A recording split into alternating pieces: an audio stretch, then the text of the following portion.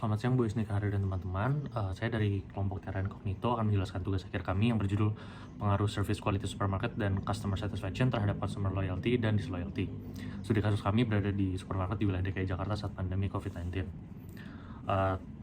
Ini adalah tim kami. Saya Dimas Kusuma Putra, ada Angelika Maharani, Putri Nila Mevieta, dan Nadira Putri Madiani.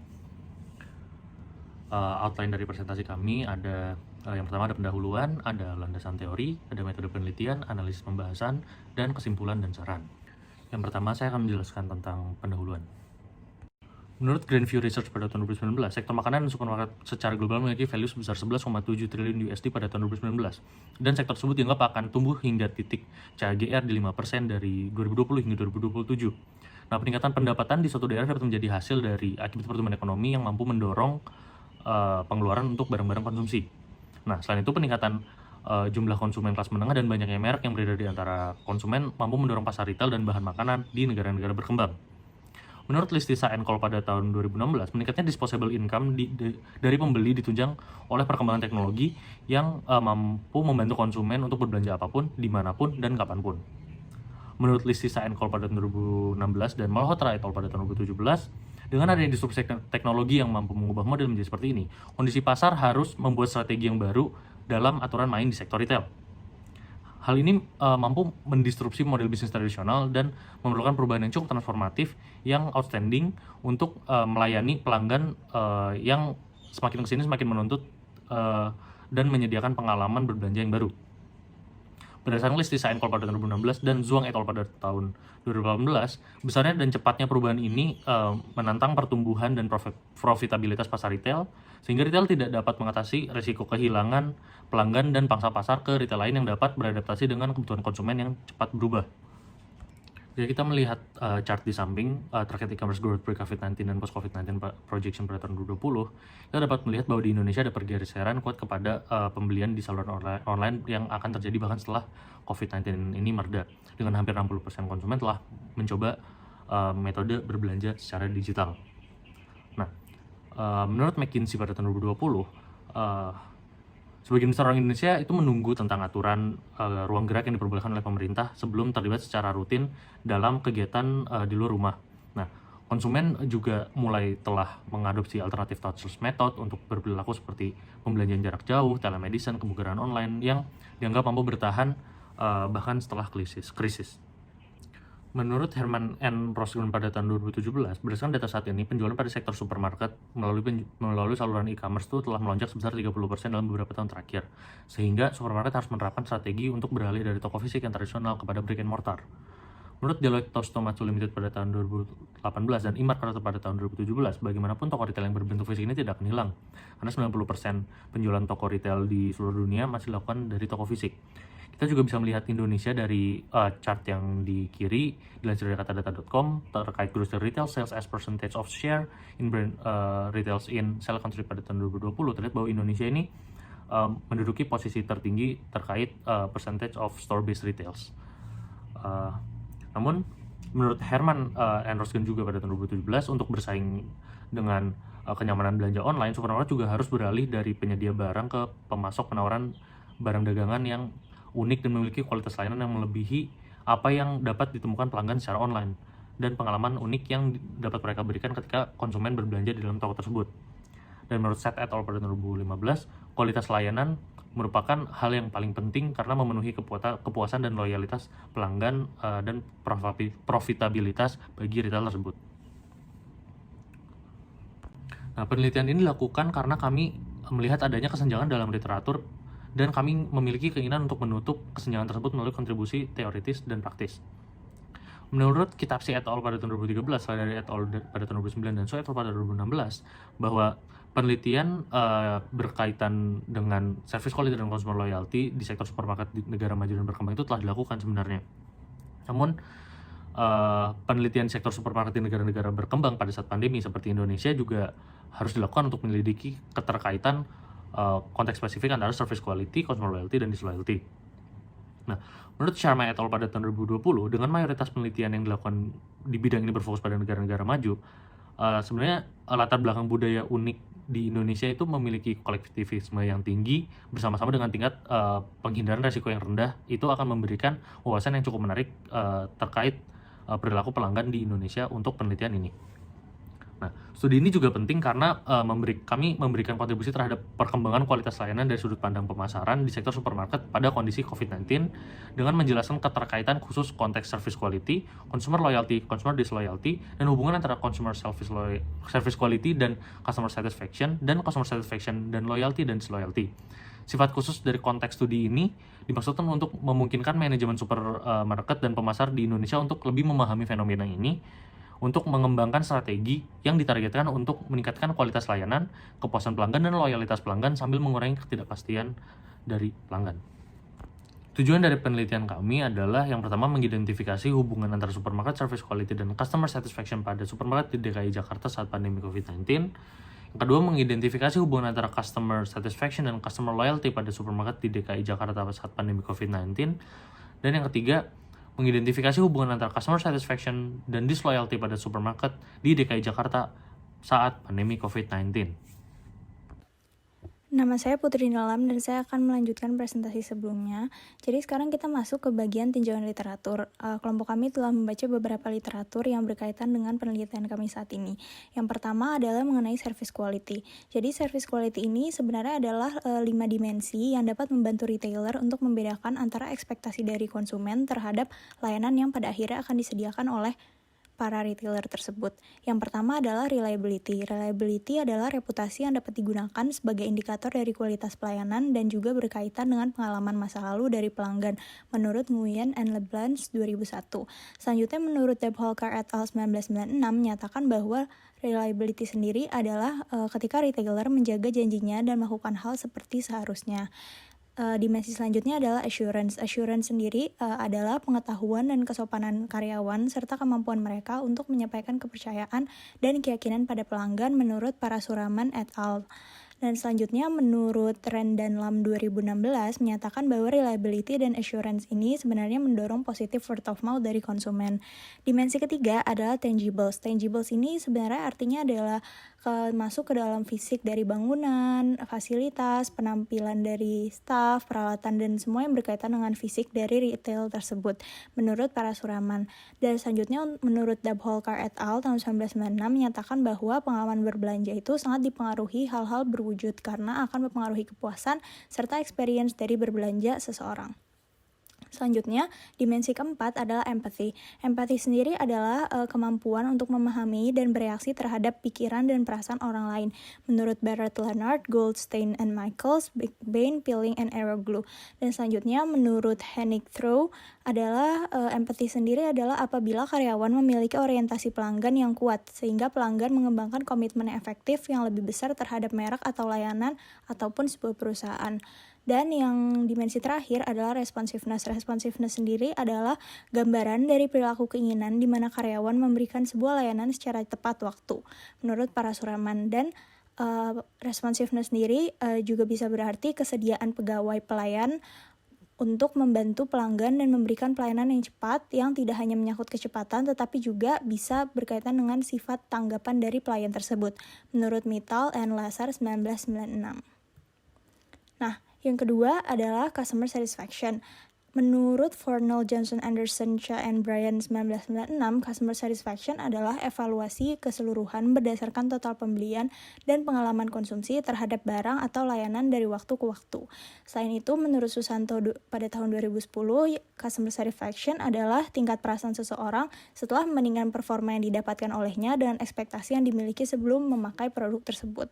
Dan yang terakhir, menurut Deng et al. Tahun 2009, yaitu sesuatu yang sangat penting untuk sebuah bisnis karena dapat meningkatkan pendapatan yang tinggi. Karena saat konsumen puas akan suatu servis atau produk, maka penjualan tentu akan naik. Selanjutnya adalah customer loyalty. Customer loyalty adalah mengukur kepuasan dan loyalitas pelanggan menggunakan satu pertanyaan, yaitu seberapa besar kemungkinan konsumen akan merekomendasikan layanan suatu perusahaan kepada teman atau koleganya. Menurut Rachel dan Markey 2011, seorang konsumen akan menjadi loyal karena adanya keinginan untuk membeli lagi dan lagi di tempat yang sama. Niat untuk membeli kembali dan niat untuk memberikan positive word of mouth serta rekomendasi merupakan pengertian dari repurchase intention dari Fitzgibbon and White 2005. Nah, kemungkinan seseorang untuk memakai merek yang sama di masa depan merupakan pengertian dari purchase intention dari Sahin et al. Tahun 2012. Selain itu, konsumen juga menjadi loyal jika mereka sudah merekomendasikan kepada kerabat atau rekan lainnya terkait produk atau servis yang dia pakai.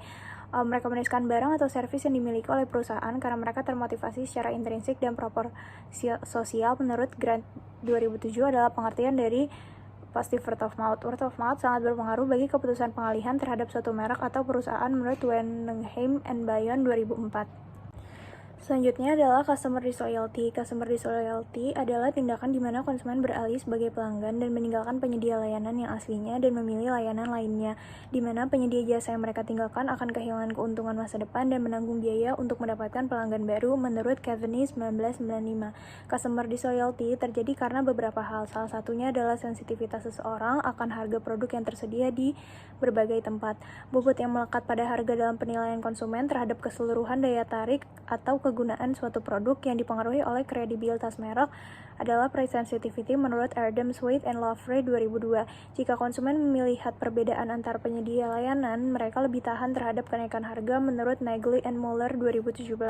Konsumen menjadi tidak loyal juga karena adanya customer complaining behavior, di mana customer complaining behavior adalah payung konseptual luas yang mencakup berbagai kemungkinan tanggapan konsumsi konsumen terhadap sesuatu yang tidak memuaskan menurut Istanbul Leak and Smithson 2017. Terdapat the exit, voice, dan loyalty theory, di mana seorang konsumen yang menghadapi ketidakpuasan dengan suatu barang akan melakukan salah satu dari 3 tindakan yang mungkin ia ambil menurut Hirschman 1970. Nama saya Angelika Maharani dan pada saat ini saya akan melanjutkan pada bagian metode penelitian. Next. Pada desain penelitian ini ingin mengetahui pengaruh dari service quality dan customer satisfaction terhadap customer loyalty dan disloyalty pada supermarket Jakarta, khususnya pada saat pandemi COVID-19. Dalam penelitian ini, kami menggunakan pendekatan kuantitatif, yaitu penelitian di mana data yang dikumpulkan berupa data yang dapat dikuantifikasikan, diukur, dan diolah menggunakan teknik statistik. Kami menggunakan pendekatan penelitian kuantitatif karena kami ingin mengukur seberapa besar pengaruh dari variabel service quality dan customer satisfaction terhadap customer loyalty dan disloyalty pada supermarket di Jakarta. Penelitian ini merupakan jenis penelitian yang menggunakan desain penelitian konklusif deskriptif, di mana kami ingin mendeskripsikan suatu fenomena yang spesifik, yaitu mengenai pengaruh dari service quality dan customer satisfaction terhadap customer loyalty dan disloyalty pada supermarket di Jakarta. Penelitian ini juga menguji hipotesis yang spesifik dan menguji hubungan antara variabel-variabel yang terdapat dalam model penelitian kami. Dalam mendapatkan data dan informasi di lapangan, cara yang kami gunakan adalah dengan single cross-sectional, di mana data diambil pada suatu rentang waktu tertentu dan relatif bersamaan pada responden kami, yaitu pada bulan Desember ini. Untuk kuesioner penelitian ini menggunakan skala Likert dengan poin 1-5 dan disebarkan secara online. Kami kemudian telah melakukan wording test dan kemudian melakukan pretest yang diolah menggunakan software SPSS, dan yang terakhir kami menyebarkan ke 160 responden, dan data yang didapatkan kami analisa menggunakan software SmartPLS. Kemudian, pada metode pengumpulan data, kami menggunakan 2 metode pengumpulan data, yaitu data primer dan data sekunder. Data primer merupakan data yang dihasilkan oleh kami melalui beberapa prosedur penelitian, mulai dari pengumpulan data yang kami lakukan melalui penyebaran kuesioner terhadap target responden kami. Kemudian, kami juga menggunakan data sekunder yang merupakan data yang sudah ada dan tersedia untuk penelitian kami atau tujuan lainnya. Dan data sekunder ini kami dapatkan dari artikel dan jurnal yang dapat diakses melalui internet dan buku-buku yang berhubungan dan terkait dengan topik penelitian kami. Next. Untuk metode pengambilan sampel, penelitian ini menggunakan teknik pengambilan sampel non-probability, karena tidak ada daftar populasi tetap pada kriteria yang dapat digunakan menjadi calon responden. Selanjutnya, dengan adanya kriteria yang ditetapkan oleh kami, penelitian ini juga menggunakan purposive sampling, yaitu merupakan metode pengambilan sampel non-probability yang memenuhi parameter tertentu yang ditetapkan oleh peneliti. Kemudian, untuk sampelnya sendiri, sampel yang digunakan pada penelitian ini ada berjumlah minimal 160 orang. Hal ini dikarenakan sampel minimal yang dibutuhkan untuk sebuah penelitian sejumlah dengan jumlah item pertanyaan dikalikan dengan 5 menurut Hare. Kemudian, Kriteria sampel yang kami tetapkan adalah harus berusia 16 hingga 60 tahun, berdomisili di DKI Jakarta, dan pernah berbelanja di salah satu supermarket di Jakarta, yaitu diantaranya Superindo, Food Hall, Giant Supermarket, Ranch Market, Farmers Market, Grand Lucky Square, Primo, Gilael, Hero, Naga, dan Tip Top Supermarket sejak PSBB pertama di DKI Jakarta, yaitu pada 7 April 2020. Next. Kemudian kita akan membahas terkait dengan model penelitian dari penelitian ini, di mana penelitian ini itu memodifikasi model dari Slack, Singh, dan Sharma, yang dimana model ini menunjukkan 3 hipotesis, di mana service quality mempengaruhi customer satisfaction. Selain itu, customer satisfaction juga mempengaruhi customer loyalty dan juga customer disloyalty. Oleh karena itu, terdapat satu variabel independen pada model penelitian ini, yaitu service quality, sedangkan untuk variabel dependennya itu ada berjumlah 2, yaitu customer loyalty dan juga customer disloyalty, dan terdapat satu variabel mediasi, yaitu customer satisfaction. Dan dari model ini, kita juga dapat membentuk 3 hipotesis, yaitu yang pertama H1, jika service quality yang diberikan baik, maka tingkat customer satisfaction meningkat. H2, jika tingkat customer satisfaction meningkat, maka tingkat customer loyalty juga meningkat. Dan H3, tingkat customer satisfaction yang meningkat akan menurunkan tingkat dari customer disloyalty. Pada metode analisa data, penelitian ini dibagi menjadi 3 tahapan, yaitu wording test, pre-test, dan main test. Dalam tahap pertama, kami melakukan wording test terhadap 6 responden yang ditujukan untuk memastikan bahwa keseluruhan kata dan kalimat yang digunakan penelitian ini dapat dimengerti dan mengurangi ambiguitas dari pertanyaan yang diajukan kepada para responden. Kemudian, pada tahap kedua, kami melanjutkan penelitian dengan melaksanakan pretest. Pretest dilaksanakan terhadap 30 responden dengan menyebarkan kuesioner online dari platform Google Form yang kemudian disebarkan melalui media sosial lain dan WhatsApp. Kemudian, data yang terkumpul diolah menggunakan software SPSS edisi 22 untuk menguji reliabilitas dan validitas dari tiap item pada kuesioner. Kemudian, pada tahap terakhir, kami melakukan main test dengan menyebarkan kuesioner online melalui media sosial lain, WhatsApp, dan Instagram kepada responden yang memiliki kesesuaian dengan target responden yang telah kami tentukan. Kemudian, data yang terkumpul diolah menggunakan software Smart PLS untuk diuji pada model pengukuran dan struktural atau outer dan inner model. Next. Kemudian, masuk pada analisis dan pembahasan. Next. Pada uji validitas dan reliabilitas pretest, seluruh indikator pada tiap variabel penelitian ini dinyatakan memenuhi kriteria validitas dan reliabilitas yang baik berdasarkan nilai KMO dan faktor loading pada komponen matriks yang bernilai lebih besar atau sama dengan 0,5, serta Cronbach alpha yang berada lebih besar atau sama dengan 0,6. Bila dilihat, service quality dalam dimensi reliability ini memiliki nilai KMO sebesar 0,739, di mana indikator SQ1 hingga SQ5 memiliki faktor loading pada komponen matriks di atas 0,5, serta memiliki Cronbach alpha 0,838. Kemudian, pada service quality dalam dimensi assurance, memiliki KMO bernilai 0,761, di mana indikator SQ6 hingga SQ9 memiliki faktor loading pada komponen matriks di atas 0,5, serta memiliki Cronbach alpha 0,89. Kemudian, service quality pada dimensi tangible memiliki nilai KMO sebesar 0,719, di mana indikator SQ10 hingga SQ13 memiliki faktor loading pada komponen matriks di atas 0,5, serta memiliki Cronbach alpha bernilai 0,873. Kemudian, service quality pada dimensi empathy memiliki KMO sebesar 0,774, di mana indikator SQ14 hingga SQ18 memiliki faktor loading pada komponen matriks di atas 0,5, serta memiliki Cronbach alpha sebesar 0,812. Next. Lalu, service quality dalam dimensi responsiveness memiliki nilai KMO sebesar 0,535, di mana indikator SQ19 hingga SQ22 memiliki faktor loading pada komponen matriks di atas 0,5, serta memiliki Cronbach alpha bernilai 0,806. Lalu, pada customer satisfaction, nilai KMO-nya yaitu 0,68, di mana indikator CS1 hingga CS5 memiliki faktor loading pada komponen matriks di atas 0,5, serta nilai Cronbach alpha bernilai 0,714. Next. Kemudian, pada customer loyalty, KMO-nya yaitu 0,72, di mana indikator CL1 hingga CL3 memiliki faktor loading pada komponen matriks di atas 0,5, serta Cronbach alpha bernilai 0,801. Dan yang terakhir, pada customer disloyalty, nilai KMO-nya yaitu 0,755, di mana indikator CD1 hingga CD4 memiliki faktor loading pada komponen matriks di atas 0,5, serta nilai Cronbach alpha-nya yaitu 0,862. Next. Kemudian, masuk pada profil responden. Yang pertama adalah dapat kita ketahui bahwa dari 160 responden kami, mayoritas adalah berjenis kelamin perempuan dengan persentase 62,5% perempuan dan 37,5% laki-laki. Kemudian, pada usia, mayoritas usia dari responden kami adalah 16 hingga 24 tahun dengan persentase sebesar 48,75%. Kemudian, pada usia 25 sampai 33 tahun, persentasenya ada 23,75%, usia 34 hingga 42 tahun yaitu 13,12%, usia 43 hingga 51 tahun yaitu 8,13%, dan yang terakhir usia 52 hingga 60 tahun yaitu 6,25%. Next.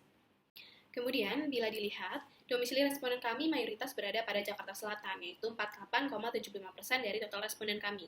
Kemudian, Jakarta Timur yaitu 19,3%, Jakarta Pusat 13,15%, dan Jakarta Barat dan Utara dengan masing-masing persentase 9,4%. Lalu, mayoritas responden kami memiliki pendapatan per bulan dengan mayoritas itu sebesar 1.500.000 hingga 4.500.000, yaitu sebesar 47,5%. Kemudian apabila dilihat dengan pendapatan di bawah 1.500.000 ada 14,4%, pendapatan 4.500.1 rupiah hingga 7,5 juta yaitu 20%, kemudian 7.500,1 hingga 10.500.000 yaitu 8,7%, dan di atas 10.500.000 yaitu 9,4%. Next.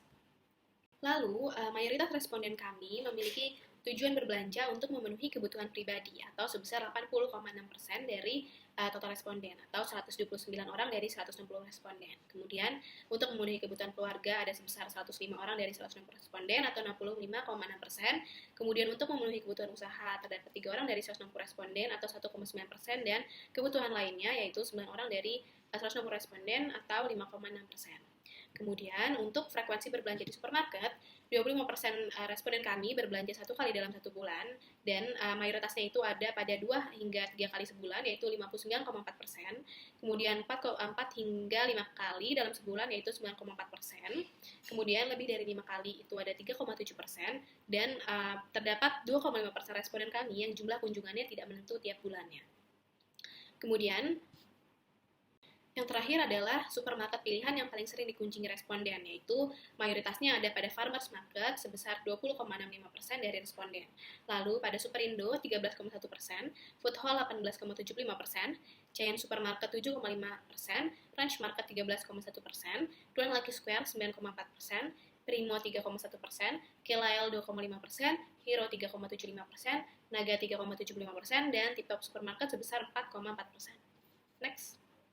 Selanjutnya adalah analisis deskriptif, di mana analisis deskriptif ini merupakan deskripsi kuesioner yang dalam penelitian kami diisi oleh 160 responden penelitian. Ada 6 nilai utama dalam analisis ini, yaitu jumlah responden, nilai terkecil atau minimum, nilai terbesar atau maksimum, total, min, dan nilai rata-rata.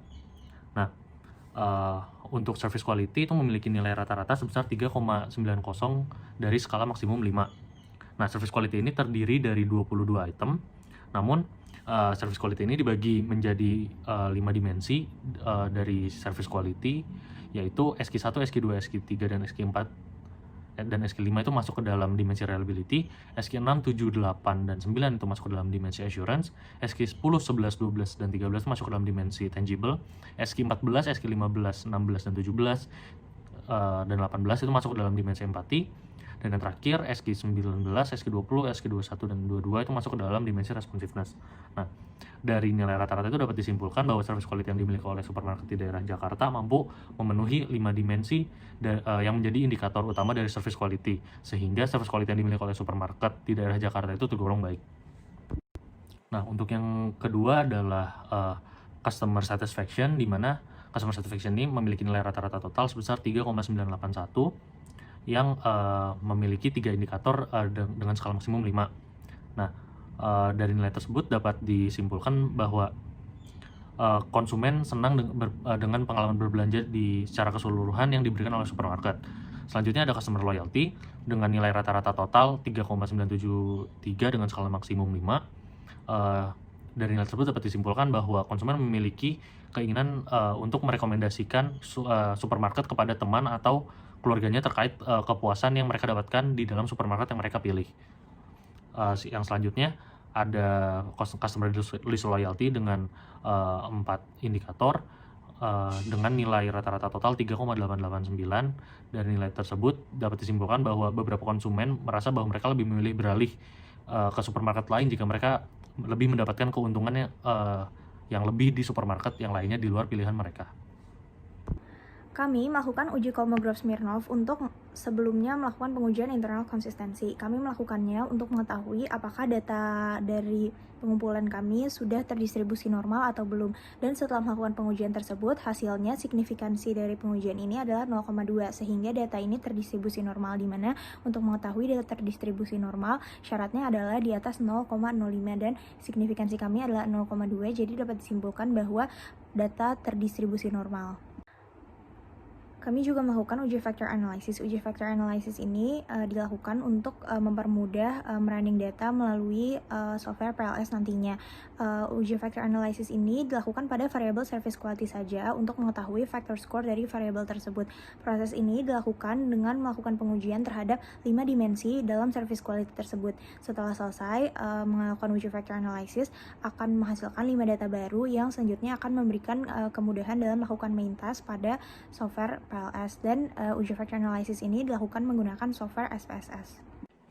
Selanjutnya adalah pengujian pada model atau main test, di mana indikator pada model pengukuran yang bersifat reflektif pada penelitian ini adalah service quality, customer satisfaction, customer loyalty, dan customer disloyalty.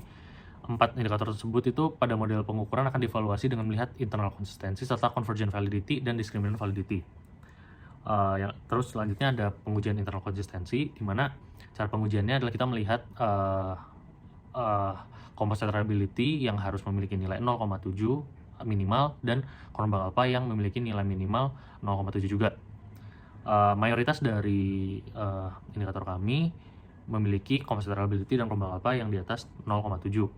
Namun ada satu variabel yang memiliki korban alpha sebesar 0,476, yaitu customer disloyalty. Hal ini disebabkan oleh adanya korelasi yang buruk antara item terkait indikator customer disloyalty, sehingga menyebabkan hal tersebut itu tidak reliable. Namun untuk indikator customer satisfaction, customer loyalty, dan service quality sudah memenuhi kriteria discriminant validity. Selanjutnya adalah pengujian internal konsistensi dengan mengevaluasi convergent validity yang dilihat dari nilai average variance extracted atau AVE dengan syarat nilai lebih besar atau sama dengan 0,5, serta nilai reliability dengan syarat outer loading lebih besar sama dengan 0,7. Terlihat di sini bahwa indikator CD1 dan CD4 itu dieliminasi karena memiliki nilai outer loading sebesar di bawah 0,7. Nah, dari hasil pengujian convergent dan discriminant validity ini, kami mendapatkan hasil bahwa semua indikatornya memenuhi syarat minimum AVE. Nah, indikator yang memiliki nilai tertinggi adalah customer disloyalty dengan 0,714, customer satisfaction dengan 0,686, customer loyalty dengan 0,674, dan service quality dengan 0,655. Nah, nilai outer loading dari indikator dengan AVE yang telah memenuhi syarat di atas semuanya itu memiliki nilai minimum 0,7, sehingga indikator tersebut dapat dianggap telah valid secara konvergen dengan bukti bahwa instrumen-instrumen yang digunakan telah dengan benar mengukur konsep yang sama serta memiliki korelasi yang tinggi dengan konsep yang diukur. Terdapat indikator yang memiliki nilai outer loading seperti yang sudah dibilang sebelumnya, yang berada di bawah minimum, yang berada di bawah, yaitu seperti yang telah disinggung sebelumnya bahwa terdapat 2 indikator yang kami hapus, yaitu CD1 dan CD4 karena di bawah 0,7 outer loadingnya. Hal tersebut tuh menunjukkan bahwa indikator CD1 dan CD2 itu memiliki korelasi yang sangat lemah dengan konstruk latennya, itu customer disloyalty. Nah, pada akhirnya kami melakukan eliminasi terhadap indikator tersebut untuk memperkuat AVE dari variabelnya, sehingga customer disloyalty itu hanya akan memiliki 2 indikator, yaitu CD2 dan CD3. Nah, setelah mengeliminasi kedua indikator tersebut, kami melakukan pengolahan data perhitungan PLS algorithm yang akhirnya kami mendapati nilai AVE customer disloyalty mengalami kenaikan dari 0,398 menjadi 0,714, dan hal tersebut telah memenuhi syarat dari convergent validity. Nah, dalam pengujian discriminant validity kami juga mengukur dengan cara melihat Werner-Laker criterion. Werner-Laker criterion ini menunjukkan bahwa semua variabel memiliki varians yang sama paling banyak dengan konstruknya sendiri, sehingga dianggap valid. Nah, pada penelitian ini semua variabel itu memenuhi syarat untuk dikatakan valid dari evaluasi discriminant validity dengan nilai kriteria von Recher tertinggi adalah service quality yaitu 0,73. Sehingga dapat disimpulkan bahwa model ini memiliki tingkat validitas yang baik. Baik, sekarang kita akan masuk kepada analisis model struktural atau analisis dari inner model. Pada analisis model struktural, ada beberapa hal yang perlu diuji, seperti pengujian terhadap collinearity, coefficients of determination, predictive of relevance, F-square effect sizes, size and significance of path coefficient atau direct effects, dan juga analisis dari efek mediasi. Nah, yang pertama itu adalah uji collinearity, di mana dalam menguji collinearity pada model struktural dapat dilakukan dengan melihat nilai dari inner VIF atau inner variance inflation factors. Nah, menurut Hale et al. Sendiri, semakin besar nilai dari inner VIF, maka semakin tinggi juga tingkat dari collinearity-nya. Oleh karena itu, bisa dilihat di tabel sendiri, di mana nilai dari hubungan antara variabel customer satisfaction dan customer disloyalty yaitu 1, kemudian hubungan antara variabel customer satisfaction dengan customer loyalty yaitu 1, dan juga hubungan antara variabel service quality dan customer satisfaction yaitu 1. Dan ketiga nilai ini itu berada di bawah 5 dan telah dianggap memenuhi syarat untuk kelayakan yang baik. Berikutnya adalah pengujian terhadap coefficients of determination atau R-square yang dilakukan untuk mengevaluasi kelayakan dari model struktural. Nah, R-square sendiri itu mengukur proporsi variance dari variabel dependent tentang rata-rata yang dijelaskan oleh variabel independent dan memiliki nilai antara 0 sampai 1 berdasarkan Hale et al. Selain itu, dapat diasumsikan juga bahwa semakin tinggi nilai dari R-square, maka semakin baik juga prediksi variabel laten endogennya. Nah, berdasarkan tabel ini dapat dilihat bahwa variabel customer disloyalty memiliki tingkat akurasi sebesar 0,496 yang kemudian dilanjutkan dengan variabel customer loyalty dan customer satisfaction yang secara berurutan memiliki nilai R-square sebesar 0,582 dan 0,932. Nah, dapat dilihat juga bahwa nilai dari R-square adjusted itu lebih kecil dibandingkan dengan nilai R-square dikarenakan R-square adjusted sendiri itu memperhitungkan variabel laten eksogen yang tidak signifikan di dalam model penelitian.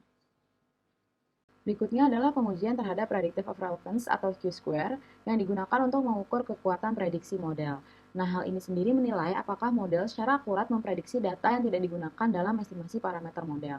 Dalam penelitian ini sendiri, untuk penghitungan Q-square-nya itu menggunakan pendekatan cross-validated redundancy yang sudah disarankan oleh Hare et al. Dan untuk mendapatkan nilai dari Q-square ini, peneliti menjalankan prosedur blindfolding pada aplikasi Smart PLS. Blindfolding sendiri merupakan teknik penggunaan kembali sampel yang dapat menghilangkan nilai data pada tiap titik data ke D dalam indikator konstruk endogen dan memperkirakan parameter dengan titik data yang tersisa. Nah, nilai yang direkomendasikan oleh Smart PLS itu adalah 5 sampai 12 dengan nilai 7 sebagai nilai default. Dan berikut pada tabel ini adalah hasil untuk predictive of relevance dari penelitian ini. Di mana berdasarkan tabel tersebut dapat dilihat bahwa seluruh laten endogen memiliki nilai lebih dari 0. Dan hal ini menunjukkan adanya predictive of relevance pada model penelitian dan juga pada tiap laten endogen. Nah, secara urutannya sendiri, variabel customer satisfaction itu memiliki nilai tertinggi yaitu 0,622 yang kemudian disusul dengan variabel customer loyalty dengan nilai 0,392 dan variabel customer disloyalty dengan nilai 0,316. Berikutnya adalah pengujian dari F-square effect sizes, yang dimana pengujian ini sendiri dilakukan untuk melihat seberapa besar pengaruh dari efek laten eksogen yang dapat mempengaruhi R-square dari laten endogen. Nah, dari tabel tersebut dapat dilihat bahwa nilai R-square pada variabel customer disloyalty terdapat kontribusi variabel customer satisfaction sebesar 0,985, kemudian kontribusi laten eksogen terhadap R-square customer loyalty terhadap customer satisfaction adalah sebesar 1,393 dan terakhir nilai R-square pada variabel customer satisfaction terdapat kontribusi variabel service quality sebesar 13.174. Kemudian saya akan membahas terkait dengan pengujian signifikansi dari direct path coefficients, di mana untuk mengolah data pengujian signifikansi ini, peneliti menggunakan metode bootstrapping dengan subsample sebanyak 5.000. Penelitian ini sendiri menggunakan bootstrap dengan tingkat significance level 0,05 dengan tipe one-tailed dikarenakan hipotesis yang diajukan merupakan hipotesis dengan arah pengaruh. Nah, agar hasil dapat dianggap signifikan, maka nilai dari t-value harus bernilai lebih besar atau sama dengan 1645 untuk hipotesis dengan pengaruh positif dan lebih besar atau sama dengan minus 1645 untuk hipotesis dengan pengaruh negatif. Nah, dari hasil olahan data sendiri dapat dilihat bahwa nilai dari path coefficients terbesar ada pada hubungan pengaruh variabel service quality terhadap variabel customer satisfaction dengan nilai 0,966, yang kemudian disusul oleh hubungan pengaruh variabel customer satisfaction terhadap customer loyalty dengan nilai 0,764, dan terakhir ada hubungan pengaruh variabel customer satisfaction terhadap customer disloyalty dengan nilai 0,706. Nah, selain itu juga dapat dilihat bahwa nilai untuk seluruh path coefficients memiliki t-values di atas lebih dari atau sama dengan 1645 dan p-values kurang dari 0,1. Yang kemudian hal ini menunjukkan bahwa seluruh hubungan pengaruh pada direct path coefficients merupakan signifikan dan positif. Lalu pada slide ini akan dijelaskan terkait dengan uji indirect path coefficient, di mana sama seperti sebelumnya, pada uji ini kita akan melihat nilai dari t-values-nya yang harus berada lebih dari atau sama dengan 1645.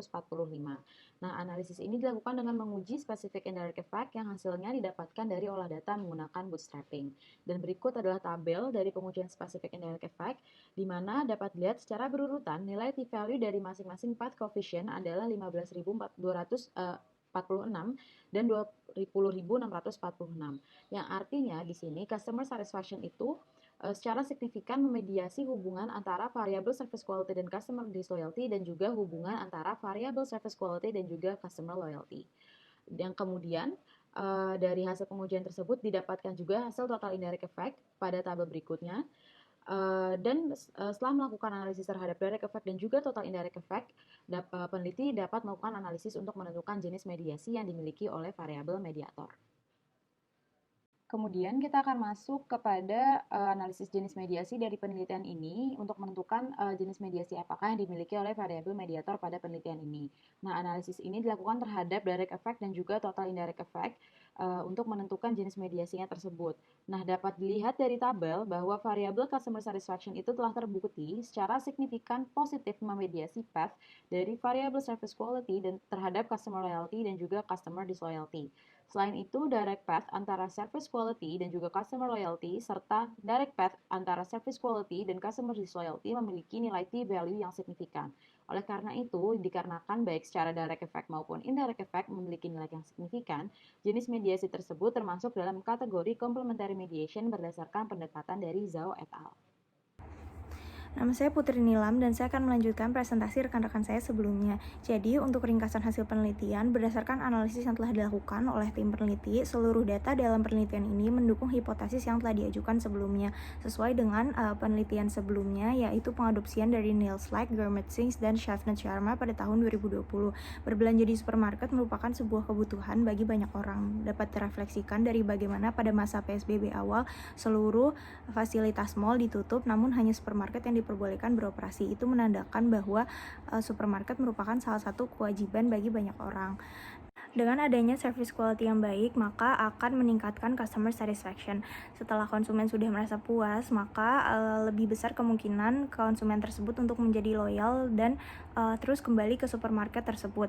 Dan dengan sudah tingginya customer satisfaction pada diri seorang perbelanja di supermarket, maka akan menurun atau mengecilkan kemungkinan seseorang menjadi tidak loyal pada supermarket tersebut.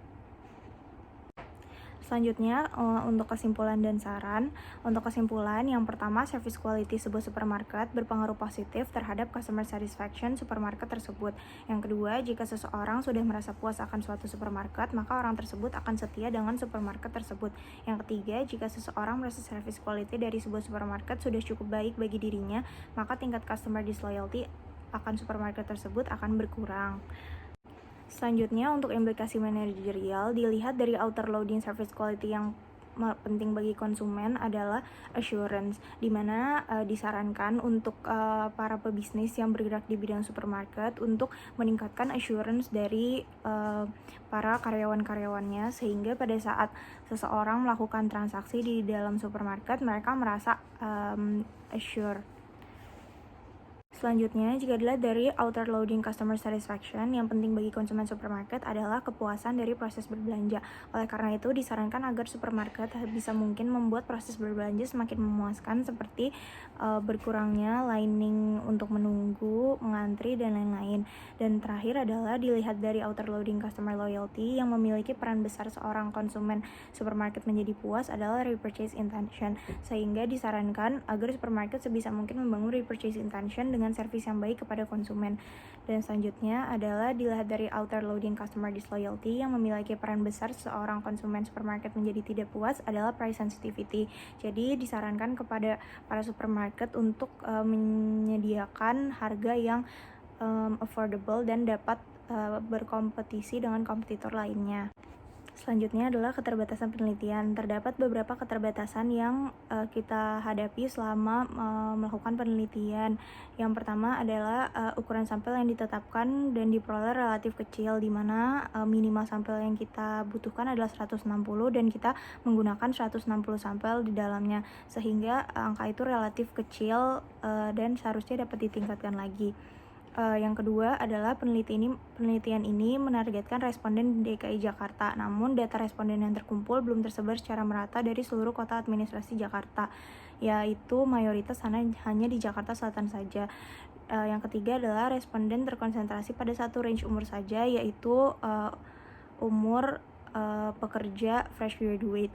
Yang keempat adalah responden penelitian terbatas dengan kriteria yang disyaratkan oleh peneliti, sehingga memungkinkan munculnya responden lain yang tidak memenuhi kriteria dari peneliti dan dapat dijadikan sebagai sampel untuk penelitian lanjutan. Dan yang terakhir adalah penelitian berfokus hanya pada masa pandemi, sehingga dapat dilakukan untuk penelitian selanjutnya pembanding antara masa pandemi dan setelah masa pandemi untuk melihat apakah terjadi perubahan pada model yang sama.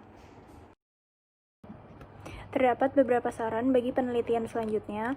Yang pertama adalah penelitian selanjutnya diharapkan dapat mencakup wilayah lain di luar DKI Jakarta. Yang kedua adalah penelitian selanjutnya dapat memperbanyak item pertanyaan untuk masing-masing variabel. Yang ketiga adalah penelitian selanjutnya dapat mengumpulkan sampel dengan ukuran yang lebih besar untuk peningkatan generalisasi pada penelitian. Yang keempat adalah penelitian selanjutnya dapat mengumpulkan sampel dengan lebih rata untuk pendistribusian datanya sehingga lebih merepresentasikan dengan lebih sempurna. Yang kelima adalah penelitian selanjutnya dapat membandingkan kondisi pelanggan supermarket pada masa pandemi dan juga setelah pandemi selesai dan melihat apakah terjadi perubahan behavior. Dan yang terakhir adalah penelitian selanjutnya dapat menerapkan model ini pada konteks lain dalam dunia bisnis, misalnya selain service quality dan selain supermarket. Sekian presentasi dari kami. Semoga presentasi kami memberikan insight-insight baru bagi teman-teman, Kak Hari, serta Bu Esni. Dan selamat siang.